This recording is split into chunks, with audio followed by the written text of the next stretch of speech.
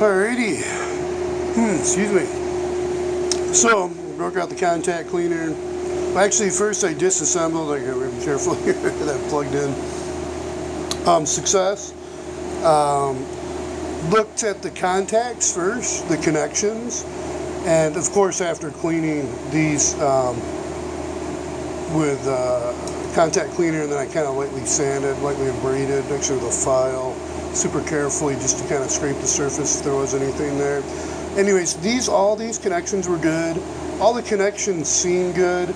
I checked up here because there's a video noting this comes out. This was seated good.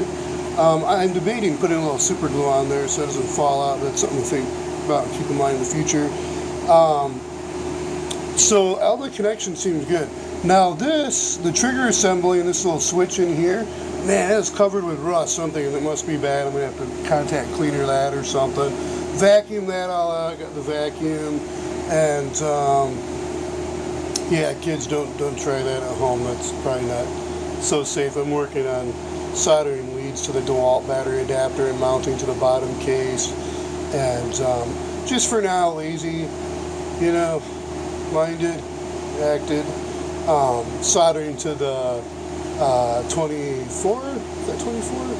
Yeah, it's a 24 volt, the end, so it'll be in parallel with that battery. Hopefully it stays okay, and I just left off thinking the easiest to mount. I think it's going to be something like zip ties or something. I'm just going to zip tie it all together. So anyways, okay, that's a tangent. So back to where this one is. Pulled out the board, pulled out the connections, made sure everything was clean. Then I said, well, okay, I gotta start testing.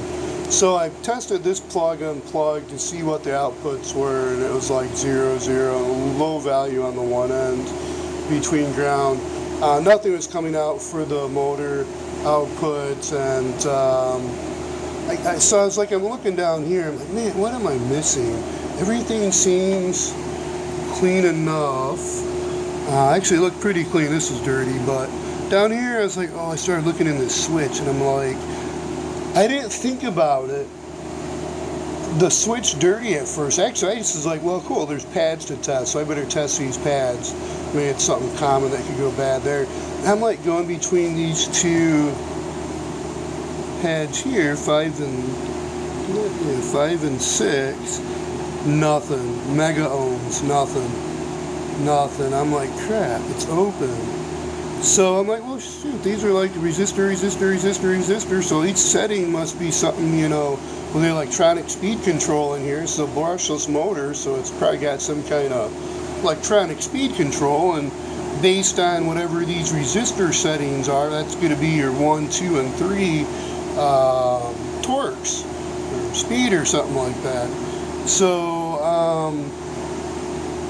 I'm like, looking at that again, I'm like, there's like a little spider web in there, rusty, dusty, and technically there's still probably a little bit behind there. I tried cleaning it out, but you can kind of see deep down in there, there's still a little bit I should clean out, and they did it yet.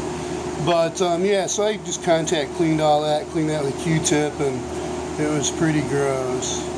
So with all the videos I've seen, other than soaking everything in contact cleaner video, links are in the description, so check those out if you want.